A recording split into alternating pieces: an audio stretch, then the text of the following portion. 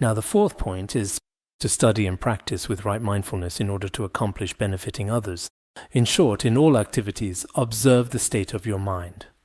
If your mind stream is endowed with right mindfulness, you accomplish the conduct of a bodhisattva in benefiting others. Because there are several versions of the 37 practices of a bodhisattva, just like the way of the bodhisattva, they say there are 9 different versions. Perhaps the later translations are better in some respects, especially when it comes to the explanations, if you combine them with the commentaries.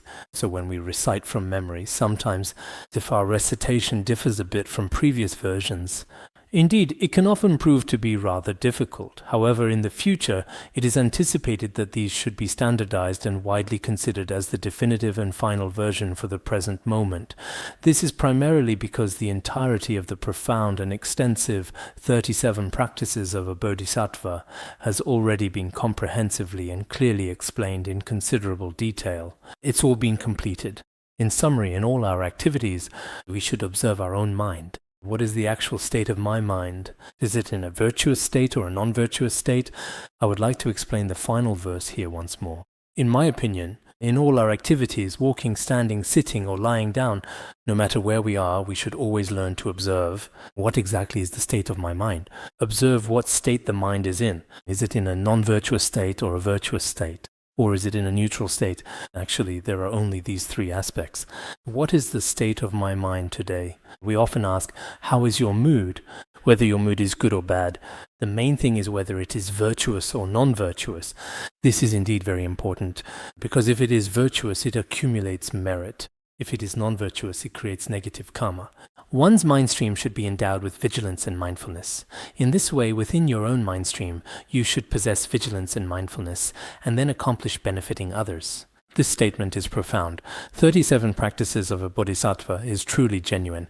If you study it long term, sometimes I feel that just studying the 37 practices of a bodhisattva and a bit of the precepts and nothing else, as someone who is in retreat. If you don't need to teach Dharma, just studying the 37 practices of a bodhisattva, I shouldn't say that, otherwise many people will get lazy again. Especially when it comes time for exams, many people come up with all sorts of excuses. Kenpo said just studying the 37 practices of a bodhisattva is enough. To summarize what was said before, the key points of all the sequential practices and meanings of a bodhisattva's actions, no matter where you are or which of the 4 types of deportment you are in, you must repeatedly examine what state your own mind is in, whether wholesome or unwholesome. Never lose mindfulness and awareness at any time. With the supreme motivation of benefiting others, accomplish the welfare of other sentient beings. This is the fundamental and crucial point of all the activities of bodhisattvas in accomplishing the 2 benefits. It is extremely important, the root of all their actions.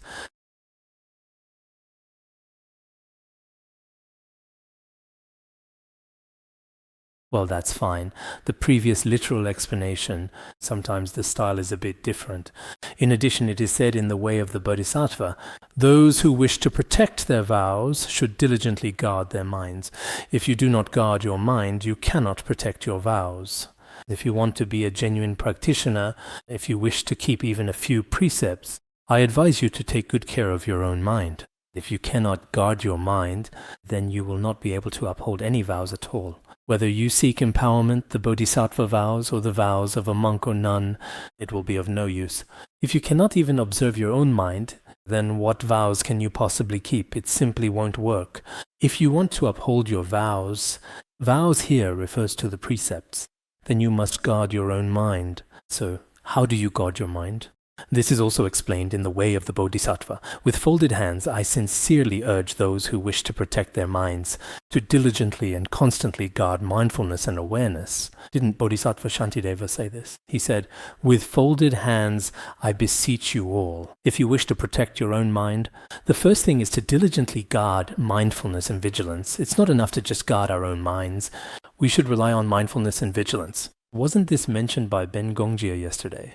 At the gate of our own minds, there must be someone holding the short spear of mindfulness standing guard. If it relaxes, I relax too. If it doesn't relax, I won't relax either. This statement is very important. These are truly the words of great masters of the past. For them, guarding the mind is still of utmost importance. One is to guard one's own mind, and the other is to guard the minds of others. For many of us, let alone guarding the minds of others, we can't even guard our own minds. We often speak and act and just let our imaginations truly run wild and free. This, in all honesty, is truly a great pity. What this means is that the method to guard our own minds relies heavily on mindfulness and awareness. If you want to guard your own mind, it's not enough to just try to guard it by yourself. You need mindfulness and vigilance. Below, mindfulness, awareness, and heedfulness are discussed. So, what exactly is mindfulness? We've already talked about this. It means not forgetting the meaning of discerning what to adopt and what to abandon. This is something I can do, and that is something I cannot do. This is the principle of discernment. Many of us forget about it. When we're in class, we can remember it. We pay attention, yes, yes, yes. But after a while, we completely forget. But for some people who have studied the precepts well, what they learned when they were young, they still remember clearly when they are old. And not only do they remember clearly, but they are actually able to put it into practice in real life. I think that after every verse, the author quotes a teaching from Bodhisattva Tokme Sangpo. He not only says this, but he also acts accordingly in his actual conduct. This is very crucial. We hear about it, and I also explain it to everyone. But when it comes to real action, sometimes it really is quite difficult to actually do that particular thing.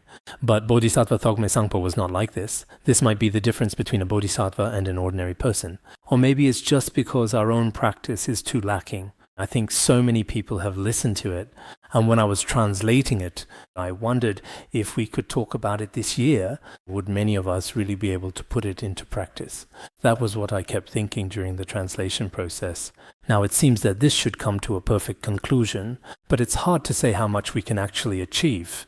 Bodhisattva Tokme Sangpo, the author also mentions later on that the Venerable himself practiced what he taught, or cultivated accordingly. Every verse contains this kind of thing, doesn't it? So, just now, what exactly is mindfulness? Everyone should remember these technical terms. Otherwise, if someone asks what mindfulness is, then you just make something up that's definitely not right. You should memorize these things. This is extremely important. It's also mentioned in the letter to a friend, one should diligently guard and encourage oneself. If mindfulness is lost, all Dharma is lost. If we have already lost our mindfulness, then all our practice and all Dharma are hopeless. Everything is gone. If a person loses vigilance and mindfulness, that person has lost all hope. And this isn't just for practitioners like us, but also for worldly teachers, for people in the world. Look at how many people like this nowadays. Perhaps at the time it was because they failed to protect their vigilance and mindfulness that in the end their own actions, their words and behaviors ended up being far removed from the truth. As it says in the way of the Bodhisattva, if with the rope of mindfulness one tightly tethers the wild elephant of the mind, all fears are eliminated and all virtue and goodness are attained.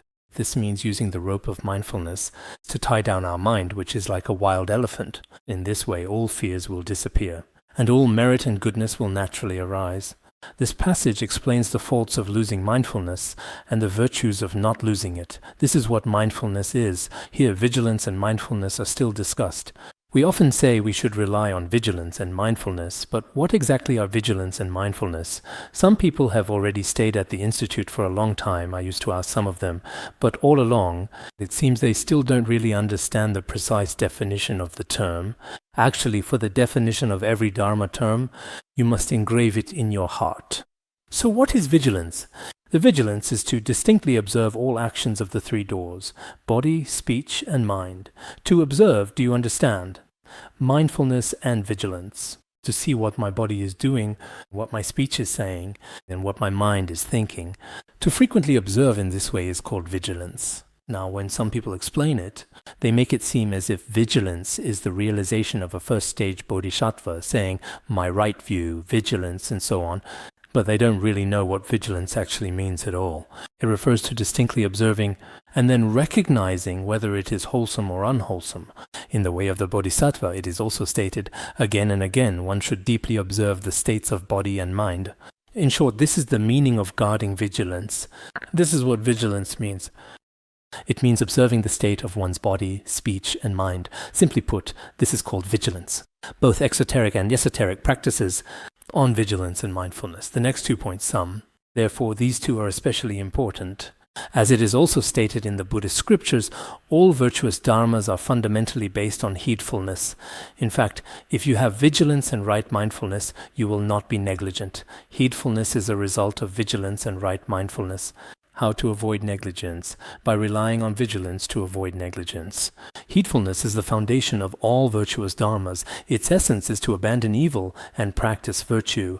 The merits and faults of heedfulness and negligence, although discussed extensively in other sutras and treatises, will not be elaborated on here. Generally speaking, all the conduct and deportment of bodhisattvas should be maintained with vigilance, right mindfulness, and heedfulness. And according to the Pure Conduct chapter of the Avatamsaka Sutra, one should practice as taught there. All of this must also be sustained by the motivation of benefiting others. And whether the practice is direct or indirect, it becomes a cause for benefiting others and for enlightenment. All of our actions, if they truly become acts of benefiting others, the two words benefiting others are very important. If we do not lose or destroy the intention to benefit others and aspire to the wish for perfect enlightenment, then all the trainings of bodhicitta are included within this. If we do not lose or destroy the intention to benefit others, then all the trainings of a bodhisattva are contained within this.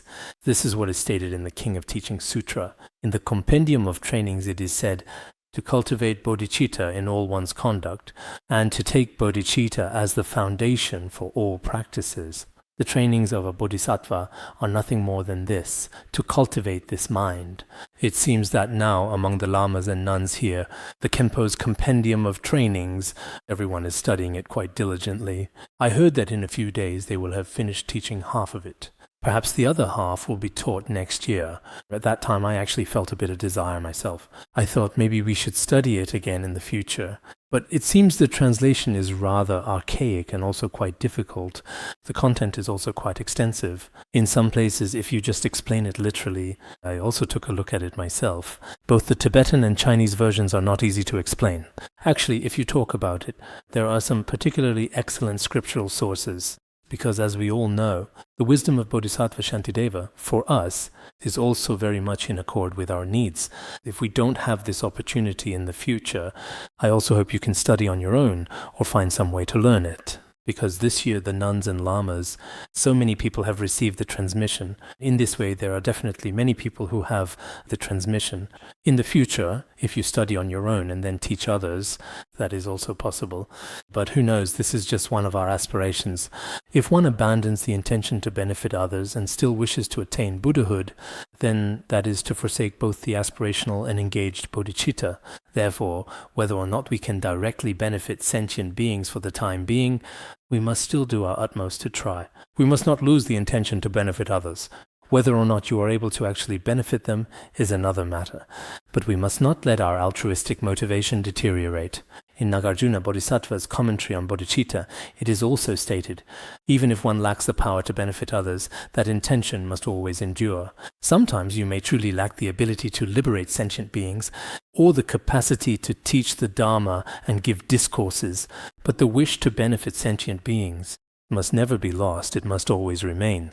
Whoever possesses this intention has truly entered the path. For example, some people go into retreat and perhaps currently lack the conditions to directly benefit others, but if they have this intention, as we sometimes say, having this intention alone is enough. I am content, I am no longer greedy. If you have this intention, that is enough, you are fulfilled. So as long as I want to benefit sentient beings, I want to benefit sentient beings. If you have this intention, then you have already entered the path of the Bodhisattva. You have already set out on this path. If you do not have this intention, or if you lose this intention, then on the surface it may seem that you are benefiting sentient beings, but in reality that is not truly the case. It is not truly reasonable. Atisha the Venerable summarized it.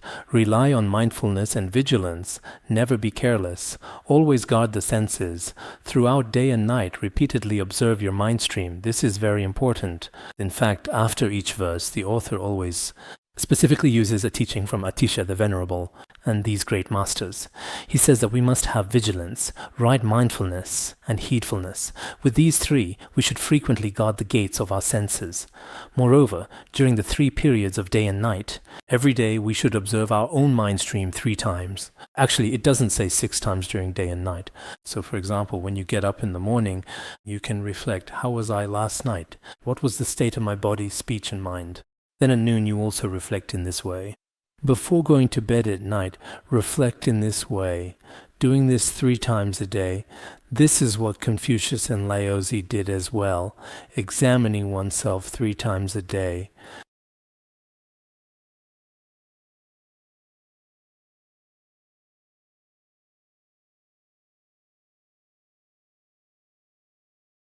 This is truly very important. Looking at a single day, Atisha himself protected his sense doors with right mindfulness and awareness, and during the 3 periods of day and night he would reflect on his own mind stream. It's not like what was mentioned earlier. What am I doing right now? What has my recent state been like? In the morning, reflect on it when you wake up. At noon, reflect again and see if you can actually do it. It is highly recommended that you place these meaningful verses somewhere prominent for yourself. In contrast, nowadays, some people prominently display photos of celebrities and other similar figures.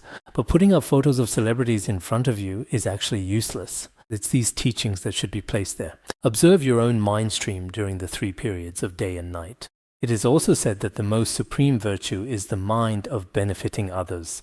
The most supreme instruction is to constantly observe your own mind. If you ask a teacher, please give me a special instruction, they'll tell you to frequently observe your own mind. This is the most supreme instruction. What is the greatest virtue? Oh, it is the mind of benefiting others. What is the most supreme friend? It is mindfulness and awareness. Because mindfulness and awareness are the best friends. Every day you must observe your body, speech, and mind. Venerable Gunpawa also said, day and night, apart from inspecting your own mind, what else is there to do? As a practitioner, besides frequently observing your body, speech, and mind, what else is there to do? Geshe Potowa also personally said, the 4 types of conduct should be governed by mindfulness and vigilance. When walking, walk with compassion and bodhicitta. When taking a stroll, you should also do so with compassion and bodhicitta. Similarly, when we sleep, when we are resting, when we are eating, in all our actions, we should act with compassion and bodhicitta. In short, regarding the altruistic mind, we should think, when I go out, can I benefit a sentient being? When I eat, can I benefit sentient beings? When I sleep, can I benefit sentient beings? Those who truly have good practice, I think they definitely do this often. Some of us who may have a bit better practice now often recite Om Mani Padme Hum or recite prayers and prostrate in the morning. These are actions of the body and speech. Then, in our minds, we consider whether we can benefit sentient beings. Not harming sentient beings is the foundation. And on this basis, can I benefit sentient beings? I want to benefit sentient beings. Great compassion and bodhicitta are just these kinds of thoughts in the mind. In all postures, walking, standing, sitting, and lying down in every aspect of conduct, if everyone can truly achieve this, then this is everything. As I've said before, when we benefit sentient beings, can we have something to rely on? For example, I take these glasses as the support for benefiting sentient beings. Every time I wear them, I should think, oh, I want to benefit sentient beings. Or when I hold these prayer beads, this is the support for my benefiting sentient beings. Nowadays, some lovers in the world, for example, with a ring or an earring, are always thinking of their beloved. Maybe it's because of this symbol. I don't know. That's the meaning. As practitioners, we often have something that never leaves our body. Oh, when I hold this here, whenever I see I benefit sentient beings, it's a reminder. It doesn't say benefit sentient beings. If we have something like this, in all our actions we will always benefit and never harm sentient beings, and I will do my utmost, even if I really don't have the opportunity to do things that benefit sentient beings. I still have this intention in my heart. If we understand the Dharma, if we understand these details, and then put them into practice, this is the true meaning of listening to the teachings, isn't it? Actually, these principles, in the future, in any city we are in, this is how I think about it. For example, in a monastery, even if you don't understand much else as an abbot. But this 37 practices of a bodhisattva, if you teach them daily, then all the lay practitioners, great bodhisattvas and great benefactors under you will all truly never go astray, no matter what. Right now, in many of our Dharma centers, all kinds of appearances have already changed completely, and there is no authentic Dharma at all. This is truly a very great pity indeed. Oh dear, today my talk is getting broader and broader, expanding significantly. Venerable Langri Tangpa, a most respected figure, said that the very essence of the profound Mahayana path is nothing other than the mind of benefiting others. Therefore, we must don the resilient armor of altruism. In the Mahayana, apart from the mind of benefiting others, there is nothing else. So, whether you are a Mahayana practitioner depends on whether you have the intention and actions to benefit others, and whether your words are also for the benefit of others. If so, then you are indeed a Mahayana practitioner. Geshe Sharawa also said, at all times, act with mindfulness, vigilance, and heedfulness. In all our actions of body, speech, and mind, we must place bodhicitta as the foremost priority. According to the Purifying Practice chapter of the Avatamsaka Sutra, as it is stated there, no matter what we do, we must act for the benefit of others. In today's class, actually, this 37 practices of a bodhisattva really makes every class feel very important. I wonder if you all feel the same way. Do you feel that way?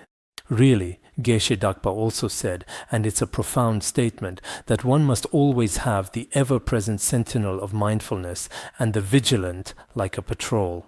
Is vigilance here referring to search or patrol?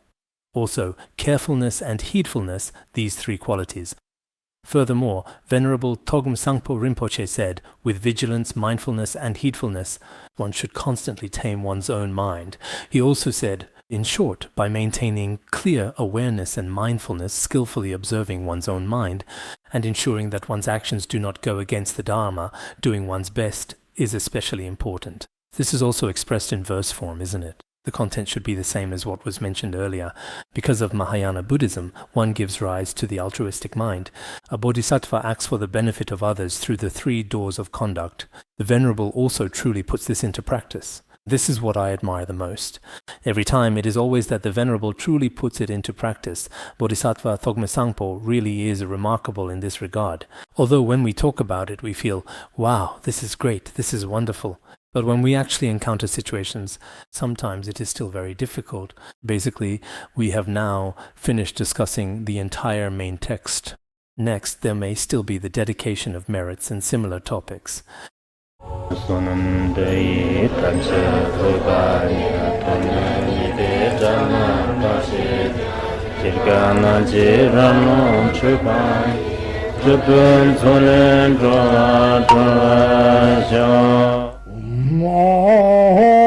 Bandangara Badma Sodargye